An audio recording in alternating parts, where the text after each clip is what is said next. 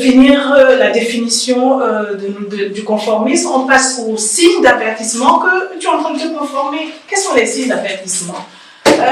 Mettons ça là, rapidement, les signes qui confirment que, mais là, je suis en train de me conformer. Premier signe, bon, c'est clair que c'est pas chronologique, hein. Tu as une identité assez confuse. Pourquoi identité confuse? L'identité est totalement, essentiellement liée à qui tu es, à comment tu te projettes comment tu te vois, comment tu te projettes dans le monde. Lorsque ton identité est confuse, c'est simplement dû au fait que tu n'as jamais pris le temps de faire le travail intérieur. Tu passes plus le temps à épouser, à absorber ce que tu vois à l'extérieur de toi et tu as perdu cette dimension d'essence de qui tu es. Parce que l'essence de qui tu es, ton identité, ça se passe à l'intérieur. Or, le conformisme, c'est tout ce que tu prends d'influence extérieure. Et c'est normal donc que tu es confus. Tu ne sais pas nécessairement qui je suis, quelles sont les valeurs auxquelles je crois. Est-ce que je crois à l'honnêteté ou à la sobriété? À quoi? Donc tu es confus, tu es un peu perdu. Et en réalité, tu es vraiment perdu lorsque tu es dans la dimension, le système de conformisme. Un autre signe qui découle de cette identité qui est confuse, c'est un alignement qui est insuffisant. L'idée de l'alignement, c'est l'idée d'avoir trois choses qui vont concourir ensemble. C'est ta pensée, ton action et ta parole. Lorsque tu es quelqu'un d'aligné, ce que tu penses s'aligne à ce que tu fais et la parole qui en découle, ça va de soi. Donc ces trois choses sont alignées. Mais lorsque tu te conformes, tu peux te conformer dans ta pensée. Ta pensée déjà, tu es conforme à un groupe A, tu penses comme un groupe A. Maintenant, dans l'action, lorsque tu es avec le groupe B, tu vas avec le groupe B. Et lorsque tu es dans un groupe C, tu dis ce que le groupe C te dit. C'est là que tu ne peux pas être aligné. Tu as une cohérence qui est vraiment insuffisante. Ok? Tu ne te tiens pas sur une fondation qui est solide et qui vient de l'intérieur. Ton alignement est quand il est instable, il est chamblant. Donc, le signe, c'est que tu as un alignement qui est insuffisant. Le troisième signe que tu te conformes, c'est la réflexion individuelle qui va être limitée. Qu'est-ce que j'explique? Lorsque tu es habitué à absorber les opinions, les décisions, les choix des autres comme étant ta réalité, tu prends très peu de temps, tu investis très peu en termes de temps, en termes d'énergie, en termes de concentration sur ce que tu veux réellement. Et il en découle ce quatrième point, la prise de décision personnelle. La prise de décision personnelle est pratiquement inexistante. Qu'est-ce que je veux dire? Je veux simplement dire que tu ne prends jamais le temps de réfléchir à tes décisions. Tu suis le groupe, tu suis la foule et tu prends les décisions que la foule prend à ta place, que la maman prend à ta place, que la famille prend à ta place, que le boss prend à ta place. Ok? Et donc ton axe de prise de décision est totalement limité. Je donne un petit exemple ici. Lorsque tu veux prendre une décision pour toi-même, tu vas sur Google, tu vas regarder ce qu'un gourou, un expert dit par rapport au sujet, tu appelles ta meilleure amie, tu appelles ta famille, tu appelles papa ou maman. Bref, tout ça, ce sont des signes que là, je suis en train de me conformer. Ok? Donc, réflexion individuelle limitée qui découle d'une prise de décision qui est pratiquement inexistante lorsque on se conforme. Et un autre signe, qui va être le cinquième signe, c'est que lorsque tu te conformes, tu as un besoin excessif de validation extérieure. Ça veut dire que puisque tu trouves ta source dans ce que les autres font à l'extérieur de toi, au moule dans lequel tu te mets, aux étiquettes que tu acceptes, il est très important alors que pour maintenir ce niveau-là, ces mêmes personnes d'où tu as pris le moule, etc., doivent absolument être les mêmes personnes qui doivent valider qui tu es, valider les actions que tu mènes, valider les expériences que tu as, valider ton message, les paroles, les réflexions que tu as. Donc, lorsque tu es dans cette réalité, d'être très souvent en train de vouloir savoir ce que les autres pensent, de vouloir connaître l'approbation et la validation des gens, ça veut dire que c'est un signe qui dit tic, tic, tic, tic. Tu es en train de rechercher la validation.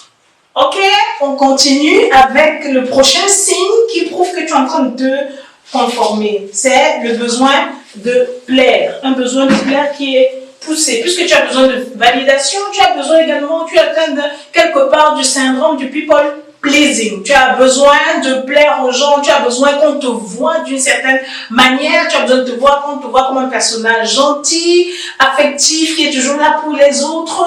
Donc, le besoin de plaire a différentes ramifications. Ça, c'est un signe qui te prouve que, en ce moment, dans ma vie, je suis en train de me conformer. Un autre signe qui pourrait être une preuve de ton besoin, de cette tendance à te conformer, c'est les insécurités que tu as lorsque tu penses faire des choix pour toi. Donc, tu as des difficultés à te projeter, à penser à tout ce qui est OK pour toi, tout ce qui te convient, tout ce qui te permet de te mettre en avant, tout ce qui est lié à toi, à ton bien-être. Tu deviens insécure, rien qu'à y penser, rien qu'à le visualiser. Donc, pour toi, et ça se fait pourquoi? Parce que ça rejoint toujours cette idée de réflexion limitée, de prise de décision personnelle inexistante, parce que tu puises une de tes forces, tu puisses ton énergie de la masse collective. Donc, lorsque tu es dans l'idée de l'individualité, ça crée en toi plutôt des insécurités. Donc, le prochain, c'est le sentiment de victimisation. C'est l'aspect de vouloir avoir une tendance de te sentir une victime. Lorsque tu te conformes, tu es une victime et tu crois à la fatalité. Voilà, c'est comme ça. Je fais comme les autres font, je suis les autres. Et tu es le type de personne qui va dire, mais si tout le monde pense ça, c'est qu'il y a bien une raison. Pourquoi je vais penser de manière contraire? Il y a un sentiment d'être une victime qui habite une personne qui a une tendance à se conformer. Également, on a une poursuite, tu as une tendance à la poursuite des idées, des opinions populaires et de groupe. Ça veut dire que tu prends pas le temps pour former tes propres idées, tes propres opinions. C'est ceux du groupe, c'est de la masse, ceux de la foule qui t'intéressent, auxquels tu t'accroches, auxquels tu cours, auxquels tu fondes, tu mets les fondements de tes principes, de ta vie dessus. On continue avec l'avant-dernière signe, lutte interne. Les luttes internes, c'est cette personne-là qui, de l'extérieur, tout va bien, mais à l'intérieur, tu es toujours comme dans une dimension de dualité. Tu as toujours une dimension où deux choses contraires qui ne s'alignent pas te poussent toujours à lutter. Puisque tu peux épouser une idée de l'extérieur, une idée de la masse, mais lorsque ça vient trouver ton système de croyance peut le rejeter. Et maintenant, toi, tu veux mettre en veille ce système, cette voix qui te dit non, ça ne marche pas, Sophie. Et donc, tu as l'intérieur qui dit non et l'extérieur qui dit oui. Ça crée en toi quoi? Ce qu'on appelle la lutte interne. Donc, si tu as des luttes internes en ce qui concerne un sujet bien précis, ça voudrait dire que tu es dans une dimension de conformité. Et on clôt avec la peur des conflits. Quelqu'un qui se conforme a peur des conflits. Il est dans un peaceful state. I want to live in a peaceful state. I don't want to have any problem, any conflict with anyone. Ça, c'est ce qu'il dit. Ça, c'est, il vit une vie où il se protège, il fait le maximum pour ne jamais aller à contrario de ce que les gens pensent. Ça veut dire que c'est celui-là qui, lorsque tu lui donnes une idée, une opinion, il n'est pas d'accord, il préfère cela fermer, mettre en mute, mettre en off, au lieu de voice out ce qu'il pense, voice out ses convictions. Il a peur des conflits. Alors, on récapitule.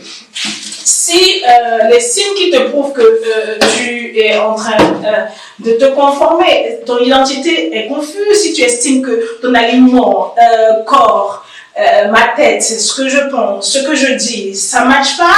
Si la réflexion individuelle est limitée, ce qui découle pour une prise de décision pratiquement inexistante, tu as la difficulté à prendre des décisions. Si tu as besoin d'être validé, d'être approuvé, de plaire de manière assez excessive est poussé, si tu te sens franchement assez insécure, hein, rien qu'à penser à des décisions que tu dois prendre par toi-même, si tu crois à la fatalité, sentiment d'être victime, de devoir suivre au coûte que coûte à ce que la famille dit, la culture dit, l'éducation dit, les médias disent. Si tu es dans cette dimension-là, si tu poursuis plus ce que les autres pensent que ce que toi tu penses à l'intérieur, tu as des luttes internes entre ce qui est en toi et ce que les gens disent. Et tu es dans le peaceful state, il y a d'autres signes bien entendu, alors tu es qualifié à être quelqu'un qui se conforme. Et tu es mon bon candidat. Tu es vraiment mon bon candidat. J'ai besoin de toi. On va travailler ensemble pour ces 21 jours. Et pour moi, c'est vraiment les signes là où je me suis retrouvée. Donc, je peux vous expliquer pour chacun des points. Je peux vous dire ça, j'ai fait ça, ça, j'ai fait ça. Et c'était la Sophie conforme. Mais il faut sortir de là. Donc là, on vient de clore le premier point, la première session, on a vu la définition, on a vu les signes. On entre dans la seconde session, on va voir les processus mentaux qui activent cette tendance que nous avons, toi et moi, à nous conformer.